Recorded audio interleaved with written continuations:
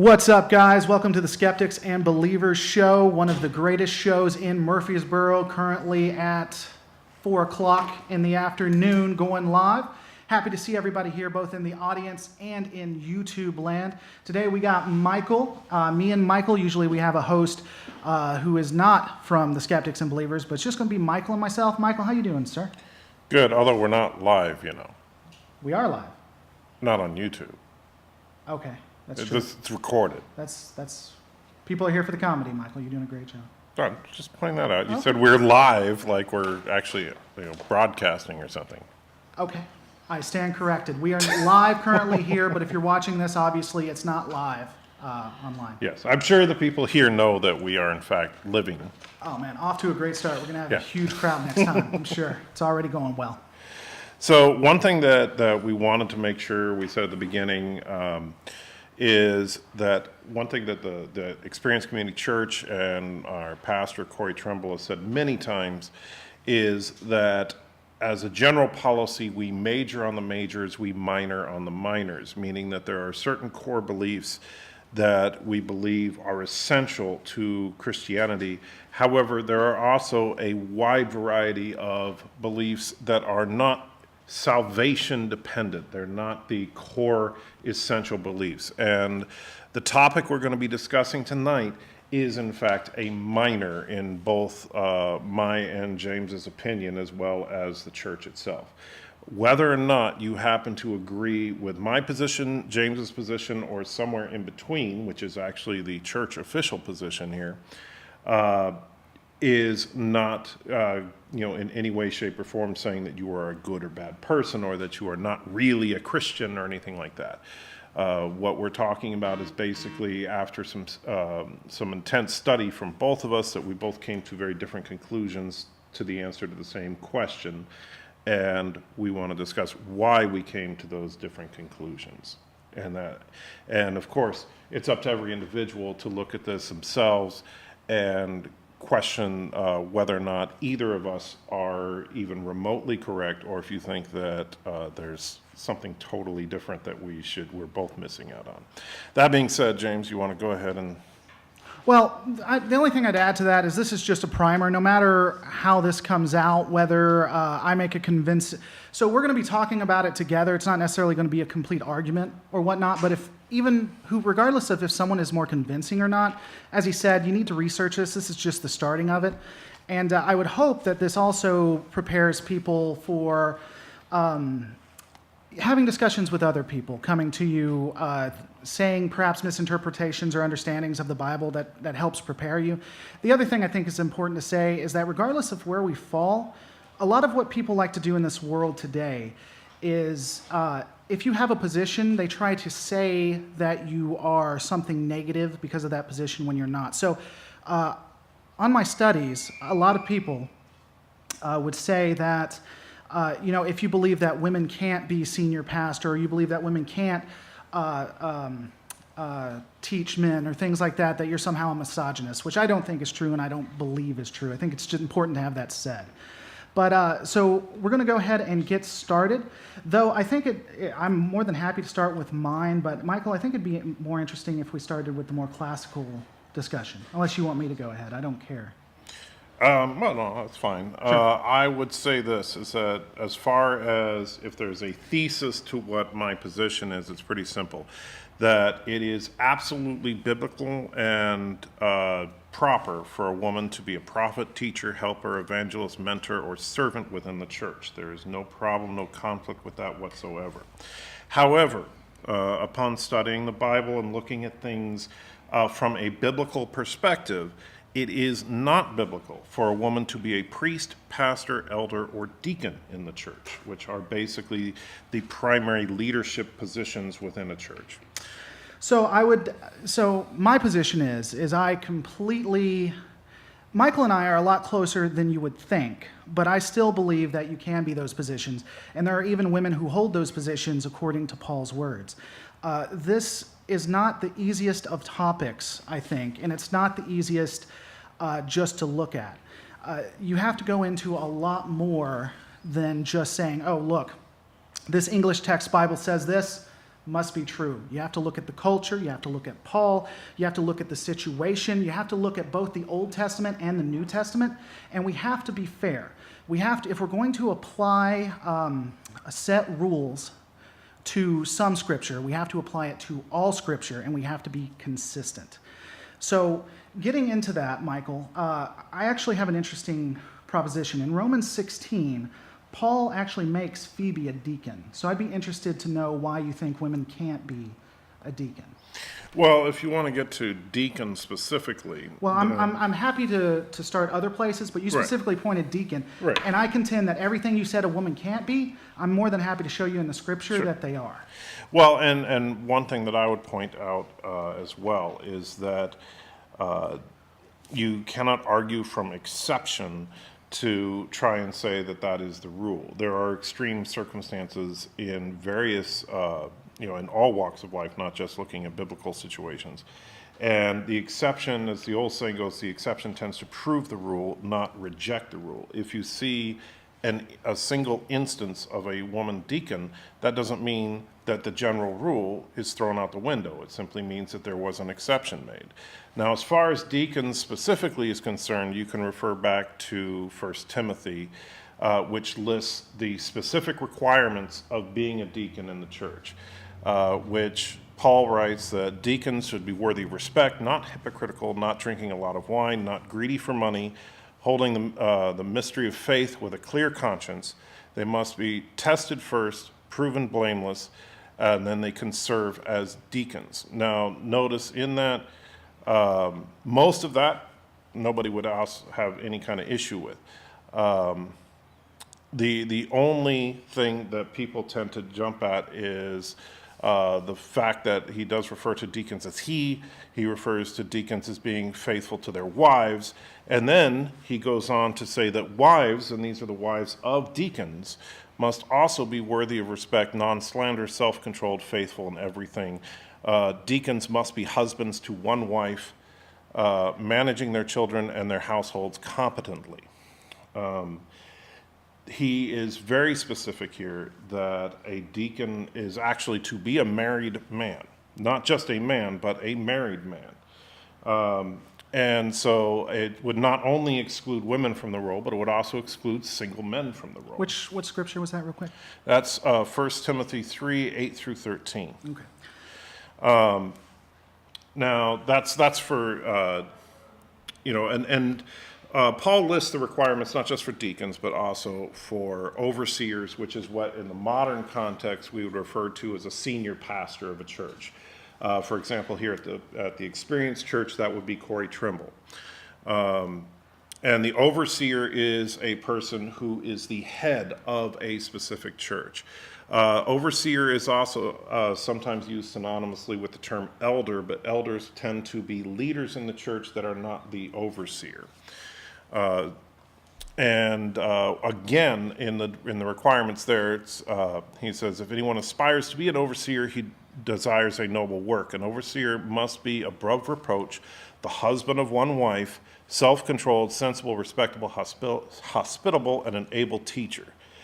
He does go on with several other requirements, but I'm sure most people can see the pattern here, is that, again, he is advocating for a married man in that position. So that's 1 Timothy 1:12 you're talking about, right? No, that was actually 1 Timothy 3, 1 through 7 is where that particular part is. 1 through 7?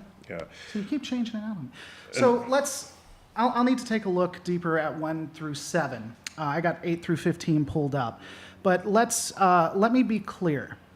I think this is perhaps the strongest piece of evidence that Michael would have for why women might not be able to be the head of the church, because this is the only one that causes me pause. Any other pieces of scripture, we can have a discussion about it being prescriptive versus descriptive, and that when you take a look at the writings of Paul and Jesus put together, that you can see that Paul was being more cultural. I don't know if I had discussed this with you before, Michael, and maybe that's why we started with it, but this specific pieces of scripture is the only one where I don't see any evidence that it was cultural or that it was descriptive. But I will say this. Looking at my version, which version did you have? I was bringing in the Holman Standard. Okay. The version I'm looking at, the NIV, and with the exception of the KJV and the, what was it again? Holman. Holman? Yes. Okay. It specifically says, a deacon must be faithful to his wife and must manage his children and his household well. Now, for me, when I'm looking at this, when I'm looking at the cultural contexts of it, it seems that, and this is a preface with me saying that this is me bringing the rest of the Bible with it, that a woman who is married may be ineligible at that point to be a pastor of his wife. There are instances that women have been deacons, as Michael has admitted. Paul has called several women his co-workers. They have worked with him on par with him. He has called women the best among apostles. We have women who prophesied over other people. And we also have Aquila and Apollos. I think Aquila and Apollos. Aquila, I know for sure, who was over the church. So I'm going to need to look up 1 through 7. When I read this specifically, and I'm more than happy to say that's me putting my own interpretation upon it, but a deacon must be faithful to his wife and must manage his children. That to me does not say that a person must be married to a specific person. That does not to me say that it is what's the word I'm looking for? Not eligible. Making women not eligible, but if they're a married woman, that they may not be. So Michael starts off with the hardest hitting, and I'll agree that that specifically is probably the biggest text I have an issue with. So let's talk about that, though. So let's take a look. The Bible has to be consistent, and you do say that's consistent from the Old Testament to the New Testament. So let's take a look specifically what happens when we have that consistency. I'd be interested where you're going with that, Michael. Because as you said, I'm sorry? Where I'm going with what? So I can show you women throughout time, both in the Old Testament and the New Testament, who have prophesied over men, who have been in charge over men, who have taught men. When you look at Paul, when he was writing, we can get into that. One quick thing. The first thing I said is that it is perfectly biblical for a woman to be a prophet, teacher, helper, evangelist, mentor, or servant within a church. As well as deacons. So, well, actually, Phoebe, and that's why I wanted to clarify. I don't see where Phoebe is listed as a deacon. It says she was a servant. Sure. But it actually speaks she was deacon, and I'll be happy to find that for you if you like. But at any rate, that's what. But keep in mind that this is not saying that women can never speak at a church, which we're going to get into that, right? Obviously, it's not saying that women cannot mentor individuals. That's something that I said at the beginning, that women do fully have the ability to do. And also, this is not even questioning whether or not women have the ability to be a pastor as much as whether or not it's appropriate. If you're going to follow the model set forth by Paul, because Paul, and the reason we go back to Paul so much is he wrote literally the book on how to establish the church. There's more written about church organization by Paul than any other individual from the first century. And not only that, but what I think is interesting about this particular issue is that we're very quick to try and come up with various reasons why those particular verses don't count, or that, whether we want to say cultural context and various other reasons we want to argue that, oh, no, those don't really count. That was just for this group of people at this specific time. However, the interesting thing is that if you compare Paul's writings on women's role in the church, the amount of writing he did dwarfs the amount of writing Paul did on other controversial subjects, like, say, homosexuality, where it is only mentioned a couple of times by Paul. And yet, the church doesn't seem to have as big an issue with that. And I think homosexuality? No, there's not as much within the body of the church. There's not that much controversy over it, as far as most Christians will agree that Paul's writings, while distasteful to many in the modern era, are the Word of God and ought to be practiced. And that's something that obviously comes into conflict between the church and the culture today, but we as Christians tend to accept that. Where we don't accept the role of women in the church, and I think that the main reason for that is simply because women constitute more than half of the church. The simple fact is that the majority of Christians, and even the majority of people in this room right now, are women. And that is inherently, while there's absolutely nothing wrong with women, of course, that's an unhealthy situation. We need men to step up and be a part of the church. And the biggest problem we have in the modern church is men have advocated that role. And there's plenty of writings, not just in the Bible itself, but also since the Bible's written about this. You know, statistically, a church that is dominated by women has a much shorter lifespan than a church that is more equal, male and female. And men do tend to, you know, and this is a problem with men in our culture right now. We tend to sit back and say, she'll take care of it. And which advocates our responsibility. And that responsibility goes all the way back to the first book of the Bible. Okay. So I'd say, just to stop you and I agree a lot more than would seem on this topic. I do agree that men have abdicated their roles when it comes to being a part of the church, and I do think that that's toxic. And I think that it does need to be 50-50. I didn't really have much more to add to that, but a lot of people, when you're having an argument, think that you're 100% on one side or the other. I do think that men need to be a part of the church and do need to take leadership roles. I mean, even this church has issues where women only want to, where we only have women doing everything, like helping out, what's it called? When we have people come and then they just clean the neighborhood up? Do you remember? I don't remember this. Well, we have an event where people come and help clean up the neighborhood. Did you say what it was? Community Day. Thank you. Yes. It's only women, or it's like 98% women. That's unrealistic. And I didn't mean to interrupt you. I just want to say that I don't want it to think that I don't agree with him that men have abdicated a role and that it's very toxic to the church itself.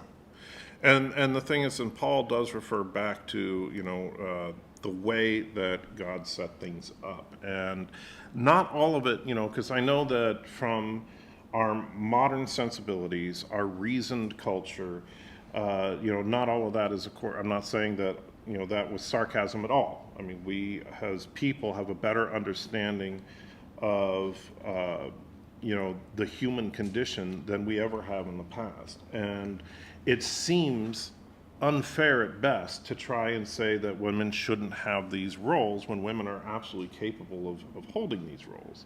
And that's a perfectly fair criticism as far as from a human perspective. But we are also, as Christians, supposed to be committed to following the standard that God set before us, whether we agree with it 100% or not. And going back to the first verse in the Bible on this particular subject is Genesis 3:16, which is the so-called curse from the fall. And in that, God said to the woman, namely Eve, I will sharpen the pain of your pregnancy, and in pain you will give birth, and your desire will be to control your husband, but he will rule over you. We may not like that verse because that is anything but the modern feminist approach to society. However, that is, in fact, what it says. And we all have heard that verse a million times. We all know about Adam and Eve and what happened there. So what was the word that was used, though? Give it again. Which? Give the verse. Well, this is from New Living Translation. I will sharpen. Translation doesn't matter. Yeah. It says the same. It's consistent throughout. You will desire to control your husband, but he will rule over you. Your husband. Gotcha. Okay. And so now keep in mind that's that no. At this point there was only two people on the planet. Okay.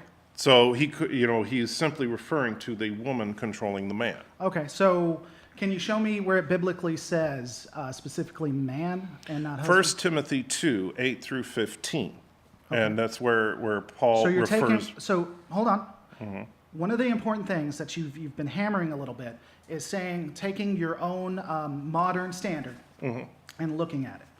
What you've done, if you've taken two verses separated from each other, and you've tried to modify them together without looking at No, this First specific Timothy context. refers directly Oh, to I know which one. Genesis I know 3:16. exactly which one you're talking about. Right.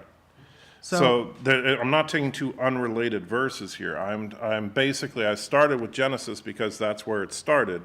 And when Paul, to clarify the meaning of Genesis, because I figure, a lot of people say, well, he does say husband, so is this simply talking about marital relationships or is this a larger picture? So, and Paul does make that quite clear. Therefore, I want the men in every place to pray, lifting up holy hands without anger or argument. Also, the women are to dress themselves in modest clothing with decency and good sense, not with elaborate hairstyles, gold, pearls, or expensive apparel, but with good works, as is proper for women to affirm that they worship God. A woman should learn in silence with full submission. And by the way, we're going to get into some of the details of this. I do not allow a woman to teach or have authority over a man. Instead, she is to be silent. For Adam was created first, then Eve, and Adam was not deceived, but the woman was deceived and transgressed, etc. Now, Paul is referring to Adam and Eve as women and men, not husband and wife.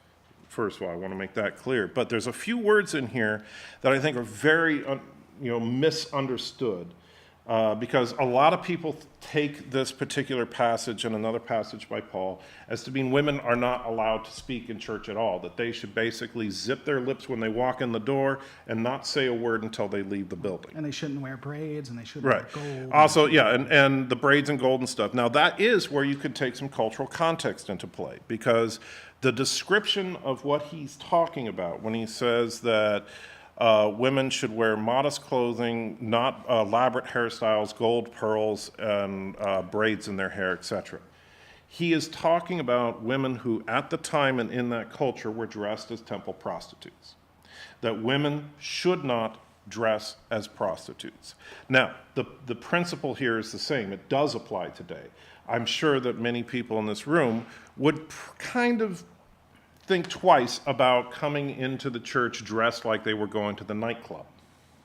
That is not appropriate wear for the church. And Paul was simply asserting something very similar in the cultural context for his day. Where a lot of people do not understand, or the translation is not very effective, is when he talks about women being silent in the church. And the actual term for silence is hishuia, which is a Greek term, which is also the name, by the way, of one of the lesser-known Greek goddesses, who is a daughter of Dice. And Dice, for those of you that don't know their Greek mythology, is justice. And hishuia is the personification of tranquility and peace.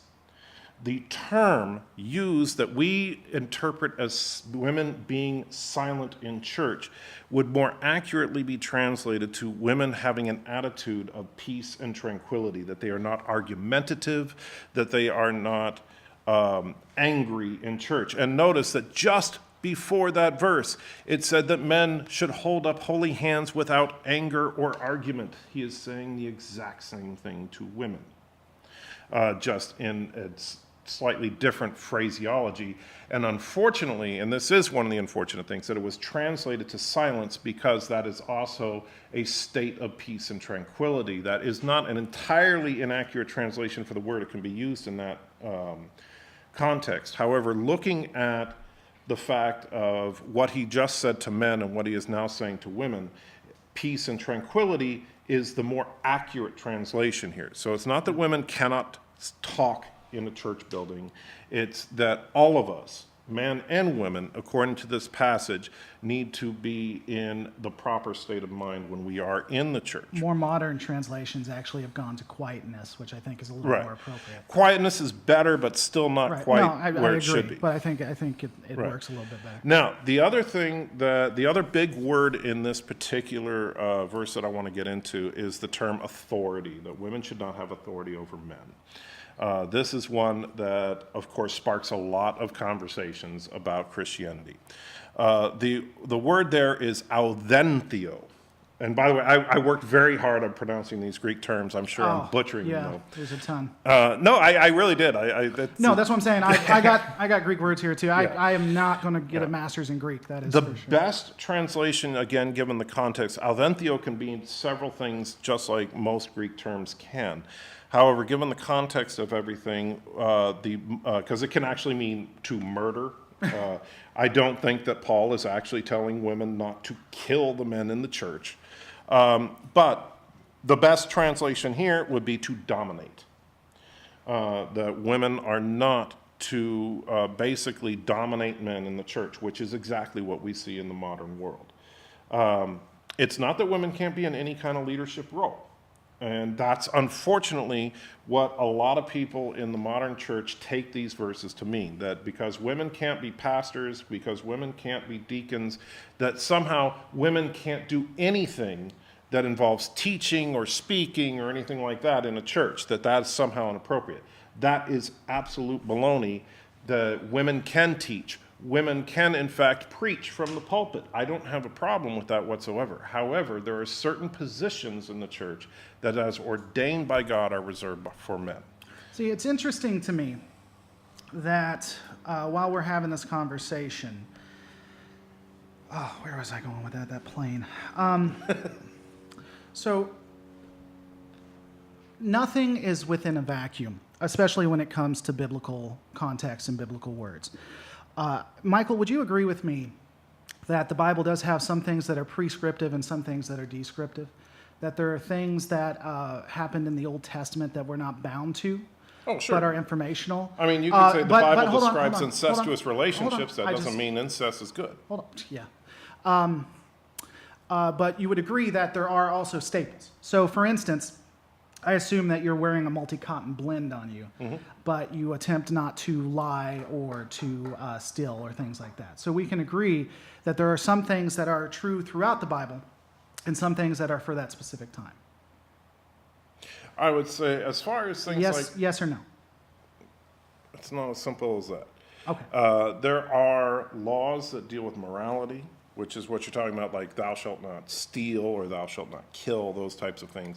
There are laws that are not about morality, such as blending of different cottons. Why that's in there, I have no idea. Sure. If you want to ask me, should we simply throw that out because it is not a morality thing? I don't know. I mean, is it in fact something that we shouldn't be wearing mixed fabrics? Maybe, but that's not the subject of tonight's. But it matters. The reason is as I stated, the Bible has consistent things throughout it that should be done, and it also has things that have been given to us as informational that we can use. We would agree the cotton blend, eating of shellfish versus lying or committing adultery. Well, except, here's what I would say. Well, It's hold not on, let me I want to finish. make sure this is clear. Okay, you had eating, 10 minutes, but go ahead. I'm not going to take a lot of time, but eating of shellfish or any food restriction was specifically addressed by Christ in the New Testament. And so, I agree. So you cannot compare the two because the cotton blend was not. Christ does specifically either reaffirm or clarify things. Yeah. We completely agree on that. Now, when you take a look at what was written in Timothy, when you take a look at any of Paul's writings, sometimes it's prescriptive and sometimes it's descriptive. And it's interesting because then you'll take that and then you'll try to make things fit into it, even though they don't.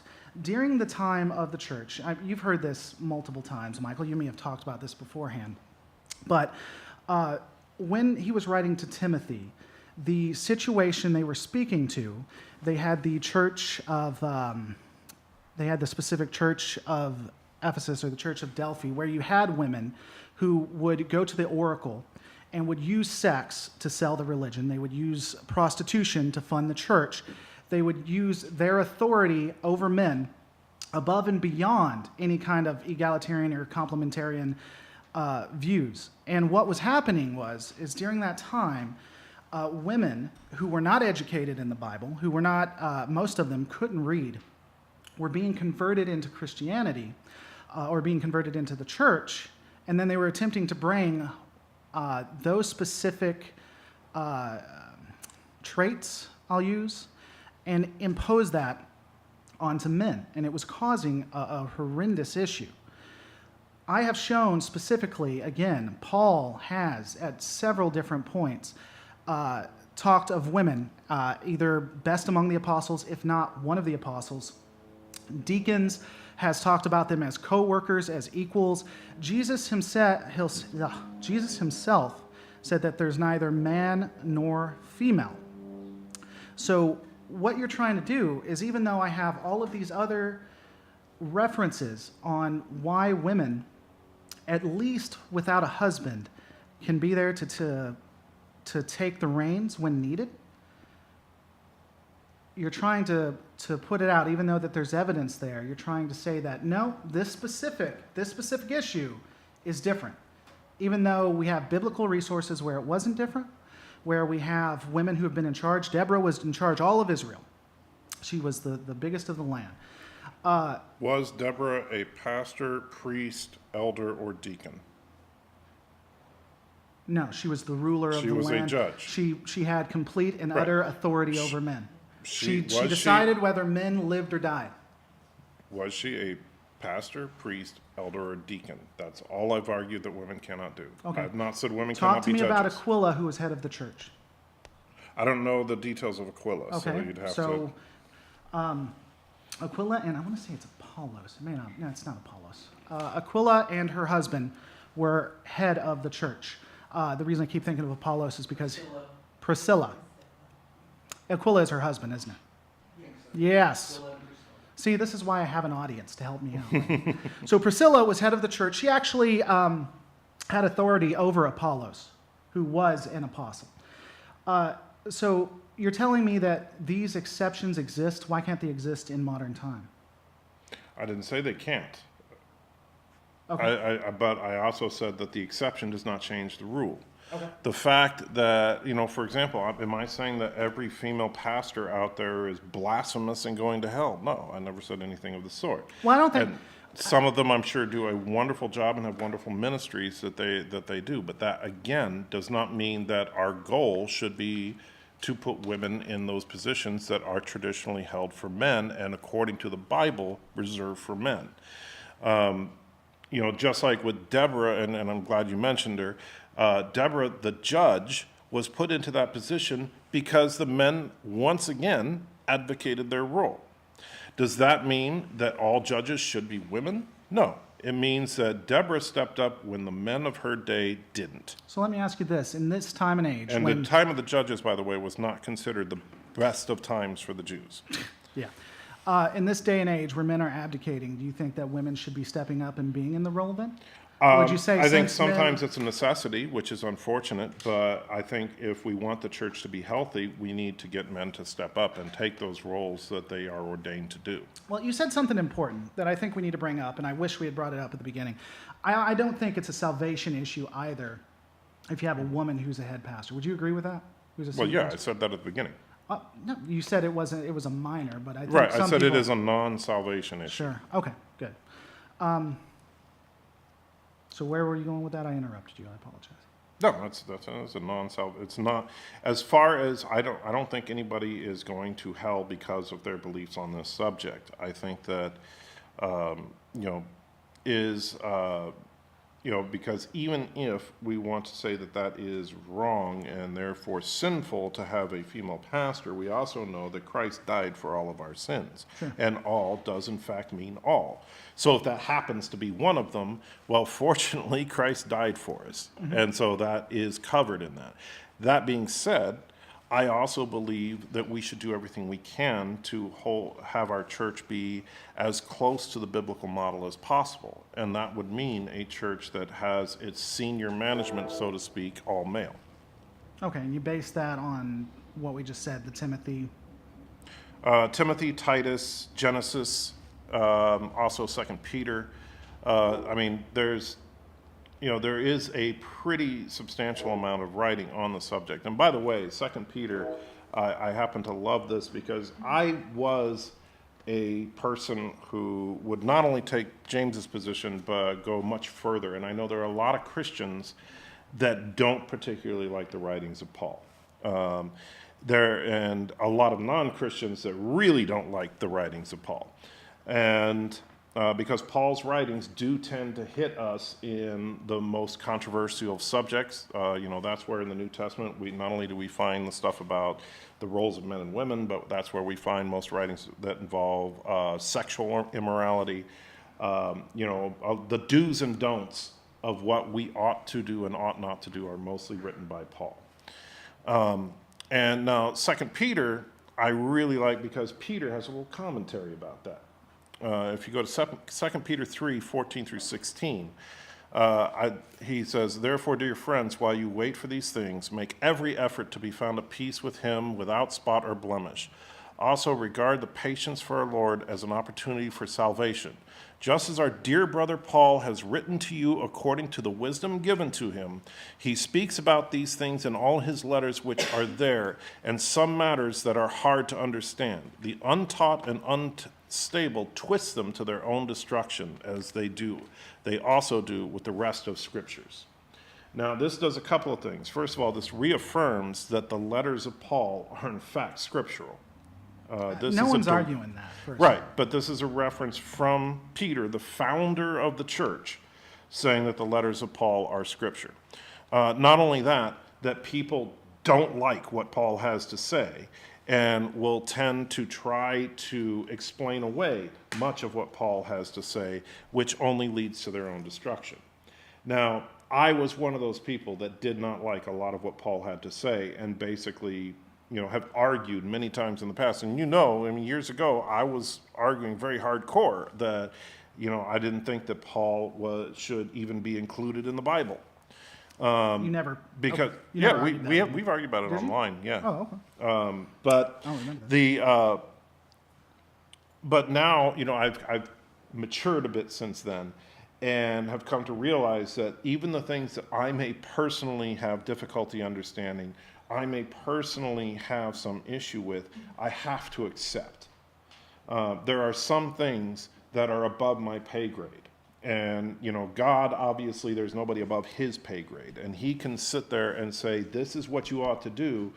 And you may not get it. It may not make sense to you. You may have all the reason in the world to try and argue against it. But ultimately, God does know what is good and bad for us. God does know why he set these things in motions the way he does. When we don't understand, that's what the core of faith is. The core of faith, the word faith, is to trust God, is to trust that he has our best interests at heart. Even when we look at the text, we say, I don't agree with that, I don't like that, and I don't want anything to do with that. We have to, if we don't trust God on that we might as well throw the whole book away. I don't disagree with you. And that was never my intent and should never be anyone's intent. No, I don't think that your intent when they have is discussion. that at all. It doesn't matter what I or society thinks. It matters what's biblical and what we can consistently talk about and what consistently says. So I agree that what Paul says is important, how Paul says it, and what's truth is important. So let's talk about Jesus for a moment and look at his opinions on the matter. So when it comes to Jesus himself, what would you make of Galatians 3:28? It says, "There is neither Jew nor Gentile, neither slave nor free, nor is there male and female, for you all are one in Christ Jesus." What about it? What would you make of that? Well, first of all, you have no context there. So you need to tell me, if you're going to pull that, that's a description of something larger. Sure. There is no male and female, no, in the context of what? In the context of salvation, in the context of the kingdom, in the context of what specifically? Have you specifically studied that out of curiosity or no? No, not for this discussion, but I'm still asking you for the overall context on it. Okay. Because not just for me, but for anybody else that may not have that particular passage memorized. Okay. So my real question for it, though, is because it does come up. And honestly, as you stated, I haven't completely studied that specific verse either. I was curious because I thought Well, you may have went into my it. understanding of Galatians but is he's talking about that we are all equal in salvation. Which is what I was going to say. The context of it is to, when it comes to being a Christian, that there is no Gentile, there is no Jew. We don't distinguish in that way. So when it comes to Jesus himself, then, do you have any biblical reference that would show that women should not be pastors based on the teachings of Jesus specifically? Jesus did not really talk about a lot of things that Paul did.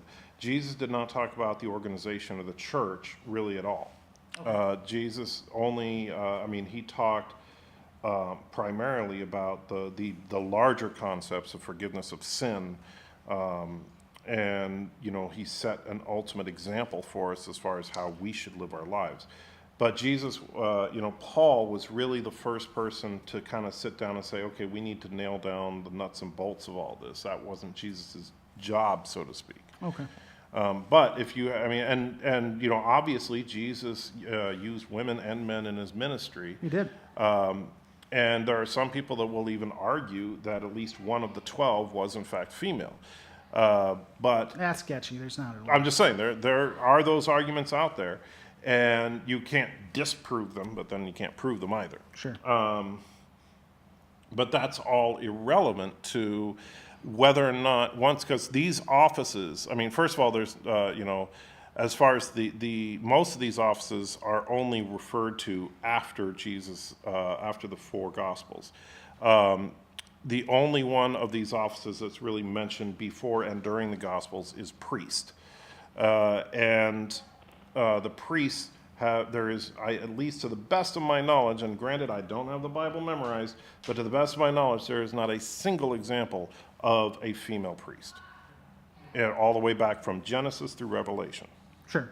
I didn't find any female priests either, which the priesthood was done away with. Once we had Jesus becoming the high priest, made it so that we... Well, that's why in the modern context we have pastors, sure. Which are basically the closest equivalency. Well, but I agree. So in the ancient times, I think, it's interesting to me because when we have these discussions, feminism comes up a lot. And for me, when I was looking into it, and I agreed to take on the position that women could be senior pastors, I kept hearing the word feminism. It's not necessarily about feminism, as you said. It's about what's in the Bible, what's biblical, what's true. And when you look at ancient times, you want to talk about a real necessity for feminism. That was one. Women in those times, during in Corinth, during Israel, everywhere, women were uneducated. Often not even allowed to learn or be taught, and they had absolutely very little to no rights, which I'm glad those things have changed now. And it made no sense for them to be in charge, except for during exceptions, because men did not allow them to have any ability to grow or to climb the ranks. So I would agree that there were no priests that you could find in the Old Testament specifically. During the New Testament, and exceptions in the Old Testament, we see women taking the reins. I'm really interested in this exception piece that I'm trying to wrap my head around, because when we have the discussions, nothing happens in a vacuum. We have to look at it. We have to look at the actual time period and who was writing it itself. So you would admit then that women can be pastors in the church in an extreme circumstance, and that they could do it well. Sure, I never said that women don't have the capability of doing it, and in some cases it might be a necessity. However, that doesn't mean that church policy should be to appoint female pastors. It means that in certain circumstances it may become a necessity. Okay. So, I think that's one of the things about the show, for those who are watching, interesting. I care about the truth. I care about conversation. I care about what matters. And I honestly, I as I stated when I first started off, I do think that men you see consistently are head of the church. And I wonder if there aren't specific situations with women where they can take over. And I think that's an interesting point. Huh. And we Let's- see in the let's- modern context, I mean, obviously, we know that there are a lot of female pastors out there. I mean, Right. I'm sure that there are churches here in Murfreesboro that are led by women. And that doesn't make them good or bad churches just because of the gender of their senior pastor. That being said, I think that as, granted, we are a non-denominational church, but I get a little uneasy as far as making that policy, saying that it's okay for us to ordain women into this role, because if it's not, Which our church doesn't take. well, I'm not talking about our church specifically, but I'm saying the denominations tend to do this. Most denominations allow for female pastors, priests, whatever they call their leadership. And I would say if the policy should be that, that you're trying to raise up men to those positions. However, like any organization, policies can be overridden based on extreme circumstance. And so if those circumstances come up, then you do what you have to do. I know that I can't remember the name of the church now, but I was talking to a friend of mine about there was this very successful, very large church. Husband and wife team led the church. Husband was the senior pastor, and he passed away unexpectedly.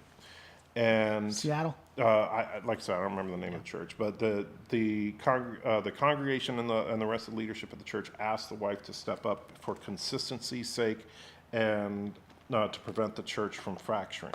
And she did, and she was successful at it. That would be an exceptional circumstance, as opposed to simply saying, "Hey, you know what? We need to meet our quota this month. Let's get some more women in the, at the top of the chain." I don't think that that's an appropriate way to do it. I don't think that it's appropriate to seek out women for that position when the Bible clearly does not ordain that position for women. That being said, it's not like there are no leadership roles for women in church. It's just that the positions of priest, pastor, elder, and deacon seem to be reserved for men. All right. So we're about to get into the Q&A, assuming we have a Q&A. But let me bring one more thing up that I'd be interested to talk about with you. And we do know that based on the culture that you're in, that in the Bible, behavior was modified, not to points where it became unbiblical, but that we modified our behaviors specifically to better incorporate. So just to give you a couple of examples, in Genesis 41:14, we had Joseph who changed his appearance to better identify with the Egyptians. Mm-hmm. Daniel and 3 of his friends studied in Babylonian schools in Daniel 3. So to better incorporate. Paul has, in 1 Corinthians 9, who was it? Where was it? Timothy was circumcised in Act 16, 1 through 3, but Titus wasn't in Galatians 2, 1 through 5, and 11 through 21. Why would we not see or change based on the culture in Corinth? I'd be curious for your question. Why couldn't that have been a discussion? Because we know in Corinth specifically, women had normalized prostitution. They had normalized a domination of men, which I think is interesting when you take a look at some of the more radical elements in our culture now. Is it possible, in your opinion, that there was that played some role in it? If the book of Corinthians was the only place that you found these types of doctrines, I would not have a problem with any of that. However, the simple fact is we find it in Timothy, we find it in Titus, we find it in Corinthians. It's a consistent thing for Paul to be writing these letters, going out to multiple places, saying very similar doctrines as far as the roles of leadership in church. So I do understand, for example, when we talk about the women dressing as prostitutes, because the culture at the time, that was a serious problem. Mm-hmm. while that is cultural, the principle of that still applies today. It would be completely inappropriate for women to show up wearing, nothing but a bikini to church here on Sunday. And I don't think that anybody in this room would argue with that. But that's the equivalent of what they were wearing back then. It was considered, absolutely scandalous. And so, but the thing is that the principle still remains, even though the cultural context of it alters. Instead of braids and gold, it's now what we would consider someone scantily clad. Less right? clothing. In the modern context, it would be women wearing less and less and less clothing, which tends to be quite distracting to most men. Sure. And so the gold, pearls, and expensive apparel would be the first century equivalent to that. Of a bikini. In our Yeah, and but the principle of the attitude of men and women in the church, the principle of the positions of the church and what they are to do have not changed. None of that has changed, even though the superficial things have. What constitutes scandalous clothing has changed over the centuries. Wearing scandalous clothing to church has been taboo then and is taboo now. Okay. I'm going to end on this. I'm going to end on two things, in fact. You and I weren't before, and I think we're even closer than we were when we first started on women's roles. I even said that I think there are instances that if a man can take over, that they may be more inclined for it. Let me say this to everyone when it comes to the discussion we've had. As we stated to begin with, this is just a primer to have the conversation. Michael's going to give me all of his references. All of mine will be included if you're watching it online, and of course I'll give it to anybody in the audience who's interested. This definitely warrants more than just an hour conversation. I think you would agree with that. And if this interests you, if at any point something has come up that's changed your mind, definitely take a look at our references and look for it yourself, as you said. But we're now at the point that I think if we have any questions for people. I want to make one quick point as well, if you don't mind. I do. Huh? Go ahead. Okay. Is that there are some people out there, particularly among the Christian body, that would say, why even have these types of conversations? Because after all, James and I are taking opposing viewpoints. We both go to the same church. Isn't just this encouraging discord? And and I know James agrees with me on this because we talked about this before the show. Quite the opposite. If we're unwilling to talk about our disagreements, then that's what really sows discord. We need to be open and honest about what we agree about and the things we disagree about. Because if we don't talk about it, then eventually it can become a major schism in a church. And we've seen that happen in history over and over and over, more subjects than we could probably count. And so one thing that's a goal here is to open up people to being able to have this conversation. If you're talking to a friend from church or a friend from another church and you have a reasonable disagreement, that's okay. We can still be Christians. We can still be friends. And James and I are still friends despite the fact that he's wrong and I'm right. Yeah. So, well, the interesting thing, actually, this isn't. We have strong disagreements on certain. This isn't even something that is major for us, but there are major things that we would disagree on too. To agree with that, I think that it also people don't think their minds can be changed. They don't think why have the conversation if your mind can't be changed. I haven't done this in months, and I think it showed today, unfortunately. We're going to have a rematch at some point. But even though I still somewhat disagree with Michael, I think we're a lot closer than we were than when we first started. And I think there's credence in having this conversation because even today, I think Michael brought up some interesting things for me that I'm going to ponder and move a little bit forward on. Even though I don't think I've done the best point on my side. I think he brought up some great things to talk about. You can change people's minds even if they think you can't. The conversation needs to happen. You have division when we don't talk about it, and minds change even when you think they don't. So we have this up here for anyone who has any questions. The camera is on, but if you don't want to be, we will have it turned off. Does anybody have any questions or anything like that they'd like to add? Sweet. Part of the Ask Now group, going to be coming in, probably lambasting me as bad as Michael has. Not at all. Not at all. Can I ask a couple questions? Sure. And shoot 'em? Okay. To both of us, or specifically just They're going to be mostly towards Michael. Awesome. Yeah. Okay.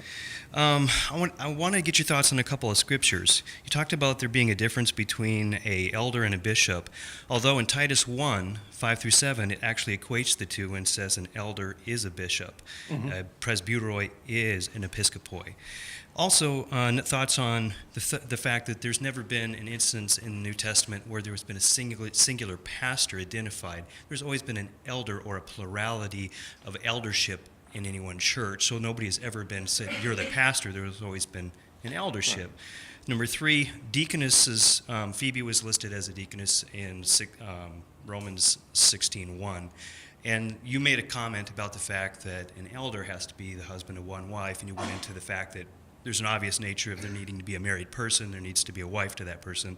Well, deacons also have that very same recipe in 1 Timothy 3, 8 through 12. So if a deacon needs to have a wife, but Phoebe's a deaconess, how does that fit your scheme? Lastly, talking about gifting, that really didn't come up, but I think it's an important point perhaps you could each touch on, is the gifting. There are certain men I know that are not gifted to be teachers, but their wives are. And so where does that fall when it comes to picking the person that best suits the job or the requirements of what's being needed in a particular body?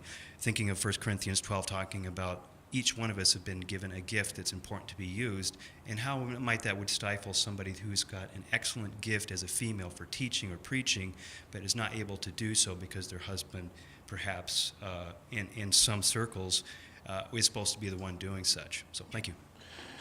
Got a lot to unpack there. So actually, I'm really glad you brought up the Phoebe thing, because I actually do have some good information as far as the deaconess thing. The best that Google can buy. No, this is actually an article I already had marked, but I forgot I had it. First of all, as far as women with the gift of teaching, preaching, that kind of thing, remember that, and that's why I know I've said this about 8 times throughout our discussion, women are absolutely capable of being prophets, teachers, helpers, evangelists, and mentors in the church. That teachers does include teaching. It also can include preaching. It simply means that women cannot be in the authoritative position of deacon, elder, pastor, priest. Now, you're quite correct that in Titus it equates elder and bishop as being the same thing. The elder, bishop, pastor relationship in the Bible is an interesting one. The 3 words are pretty much synonymous. The difference between them is that what the Bible generally refers to as overseer is what we would call a pastor today. So Corey Trimble would be the overseer of the Experienced Church. However, as far as position is concerned, you could refer to him as an elder. You could refer to him as a bishop, and that would mean the same thing, but there's one overseer per church unit, and that would be whatever elder or bishop is in charge of that church. Do you have scripture reference for that? I'd have to dig it up. I did, yes, but I'll have to do some digging. Say it again, for I that. can find it for you. Yeah. But look up the position of overseer, Okay. and you'll see what I'm talking about. But an overseer is the equivalent of the modern. You don't see the word pastor in the Bible very often. The overseer is kind of the modern equivalent, or is the primitive equivalent, I should say, of the modern term pastor or senior pastor. Now, I think the Phoebe situation is interesting because, yes, she is called a deaconess, and it's actually translated from a Greek word diakonos, which even sounds like deaconess. However, this is a problem because the word does not mean female deacon. The word actually means a servant to a master. So it is a deaconess is not a girl deacon. A deaconess is a feminine position that is it would be the equivalent of today saying a handmaid. And so it's not saying that she had the position of deacon but was female. Now, the reason that I was a little thrown off at first when James referred to her as a deacon is because in this particular translation, it simply refers to her as a servant, which is another term that deaconess translates to. But to accurately translate deaconess, to call her, it would be either servant, handmaiden, or minister. And minister not meaning a minister like the head of a church, but a person who ministers to others, who serves them. And so the term, unfortunately, is a little misleading, just because of the way that the Greek happens to resemble the term deacon. Let me ask you a question. So I found overseer. It's episkopos is used a limited number of times in the New Testament, but it has significant implications for a proper understanding of leadership in the church. It appears 5 times in the New Testament and means overseer, guardian, bishop, and it's used in reference to Jesus Christ in 1 Peter 2:25, and in other places of individuals who have a function of leadership in the church, Acts, Philippians, Timothy, and Titus. What's the difference between a woman preaching and being a pastor? A pastoral role is it's basically a position of authority. It's not that. So you can have a woman who's preaching, who's Yes. talking about the word, but not having. Keep in mind, authority. remember that when we talked about authority, that Paul said that women cannot have authority over men. The proper term was to be dominant over men. A pastor of a church, or what in those days what you might call an elder, or would be a person who has a permanent position of authority over that congregation, as opposed to a person speaking is simply speaking at a particular event or at a particular service. There is a difference between someone who, let's say, has a great life experience and some lessons for us to learn, coming up and speaking before the church, and having the role of being the spiritual guide for that church. There is an authoritative position that we call, in the modern context, a senior pastor, that is not implied by someone simply speaking. For example, this morning, and he did a wonderful job, Corey Drake, who is not the senior pastor of this church, delivered the message. That does not mean that Corey Drake is now the dominant force of the experienced church. It means that he spoke this morning. What would you call someone who is preaching but not a pastor? It could be a multitude. It could be a teacher. It could be a prophet. It could be an evangelist. It could be a mentor. It could be many of the terms that I've used. It depends on exactly what the message was, what the context of the message was. Okay. But remember, think of when I talked about the 4 main ones that I keep hammering: priest, pastor, elder, deacon. Think of those as jobs. Those are actual positions in the church, as opposed to the guy that's talking right now. Because a church, and many churches do this, I've done it at churches I've attended, where I have actually delivered the message as a layperson in that church. Just because the person is delivering the message does not put them in a position of dominance over the congregation. It only means they are delivering that message. Okay. I think I know your answer to it, but he did ask it. Gifting for women? You didn't address that. I thought I mentioned that right at the top. Is women have the gift for teaching, preaching, any of that. Absolutely, they should serve however their gifts lead them, and serve their church absolutely to the best of their ability. And women can be. I'm going to say it so many times it's going to make everybody sick, but prophets, teachers, helpers, evangelists, etc. Women can hold these, hold a permanent position as a teacher at a church. They just simply cannot hold those reserved positions for men. Primarily deacon, elder, pastor, priest. Any other questions? Mike? All right. And I can hear myself, so this is kind of weird. So, for clarification, in several of the passages that you brought up, are we looking at the difference between a man in the relationship with his wife, as opposed to, that relationship? Is that relationship getting confused with church jobs, church. I think so. I think to Is some that extent, kinda what yes. just for clarification, make sure I understood what you were saying. Well, you know, it's commonly like one of most men's favorite verse of the Bible is that wives should submit to their husbands, right? That's, you know, us guys love that, of course. And by the way, I have a wonderful analogy to that as far as how the relationship of a husband-wife from a biblical perspective should be. And it's very simple. In the battle for the remote control, the man should always be holding the remote in his hand.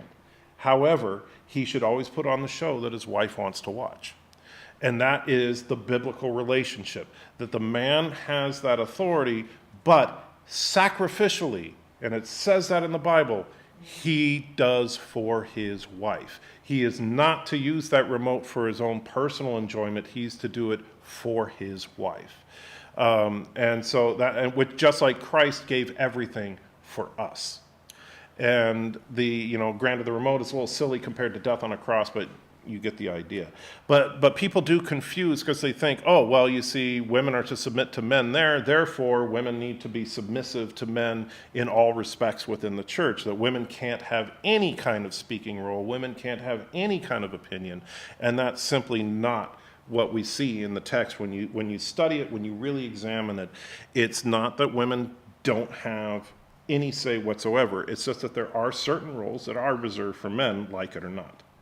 Another good point, I think, Michael, just to piggyback off of what Michael said, Mark Driscoll, who I've talked of before, who unfortunately has some infamy to him, I think had a good analogy to that too. That if a man needs to, if a man comes up and needs to show that verse, or is walking up to his pastor and showing that verse and saying the woman isn't following that verse, that he's already failed on his side to a degree. I don't like Mark Driscoll that much, but he has some wonderful things when it comes to marriage, in my opinion. And that's one of it. That if they have to specifically use that to beat their wife, they're already fallen out of what it is to be a biblical husband. And I'm glad that you and I agree that there's a difference between a husband and a man. Wow, that sounded weird out of context. I'm glad that we agree that there's a difference for someone being someone's husband and someone just being a man, because the authority, the dynamics are completely different on that, and we both agree. Any other specific questions, or we done, or anything like that? I do have a statement. I agree with you because I believe that God has to set order, because we would tend to be people of disorder. We would tend to follow things culturally. Whatever comes to our desire first would be what we want, not what God has ordained. So I believe God, beginning in Genesis, set an order. It says he created man first. And he brought it all the way through to the New Testament, where he says that man is the head of the woman. But I'll read the whole verse because I love this. When men bring this up, it says, but I want you to realize, this is Paul speaking, that the head of every man is Christ, the head of every woman is man, and the head of Christ is God. Even Christ put himself in subjection to authority for a purpose, for a set purpose in eternity. And so when Paul was setting forth this body called the church, Jesus only spoke in synagogues. The church didn't exist until there was this orderly group of people who were to take this message across the world. And they had to do it in order, or they'd just all be running around saying what they thought about everything. So I agree with you that Paul was setting forth an order in order to send out a message that would be propagated for centuries, not just what culturally was appropriate in Corinthians, which is what we have to say. Beyond what we feel today and what we feel is appropriate, and my daughter's a pastor at a church in LA, so, but if we just go off what we feel is appropriate culturally without finding a standard, which is the Bible, even Christ subjected himself to the Father. And so that should be our attitude too, is that we're, as you said, we may not always understand it or agree with it, but we subject ourselves to the Father because he's all-knowing and he's all good. And we absolutely need to, submit to that authority. And and one thing I loved, in fact, Corey Drake talked about it this morning briefly, is that Christ himself, who by all accounts is equal to the Father, he is part of the Trinity, but never sought to be considered equal to the Father. That was not his goal. And just as Christ was the example for us, and men need to in turn be the example for their wives. Wives in the turn need to be the example for their children, who grow up to be examples. There is one thing that I know Corey Trumbull has talked about many times. The thing about the principles laid out in the Bible, the structures laid out in a relationship and in organization for the church and how to run business. The beautiful thing about it is it works if we would just do it. The problem is we get hung up on modern social norms and say, oh well, that's something that's not politically correct, or that's something that goes against our good sense. But our good sense is nothing compared to God's, and that's something that I think we do need to all remember, because that can be tough. It's very easy, considering that we as humans are definitely the top of the food chain on this planet, so it's very easy to get arrogant over that. Well, we're a designer culture, really. We pick and choose, Right? And that's how the churches have begun to cater to that. Name whatever you want. I don't like a church that says homosexuality is wrong, so I'll just find a church that caters to my thoughts on homosexuality. I don't like a church that says women can't be head pastors. I'll find a church that caters, even if they don't have women, as long as they say it's okay. Mm-hmm. And I think that's one of the biggest failings of the modern church, is that we as the body of Christ have begun catering to get people in the door versus sitting down and saying this is right or this is wrong or we need to follow it, even if we don't understand it. So I think we're going to probably end up in there. I want to thank everybody here. Can I have a round of applause for Michael? He rocked it out. And hey guys, next month we're going to be having Jason Bennett with us for Cold Patrol, talking about homelessness. It's actually going to be a charity. It's really exciting. Ironically, I'm going to get more information on this. It'll be in the description, and for those who are interested here, I'll get you more on it. We're going to be having people bring in underwear, which apparently is very needed in Murfreesboro. So that's going to be a lot of fun. Hope you guys can return, and thanks everybody for coming. Guys, thanks so much for watching. Definitely click on the links to look at more of this. We want to thank you so much for being here, and we will see you on the next one.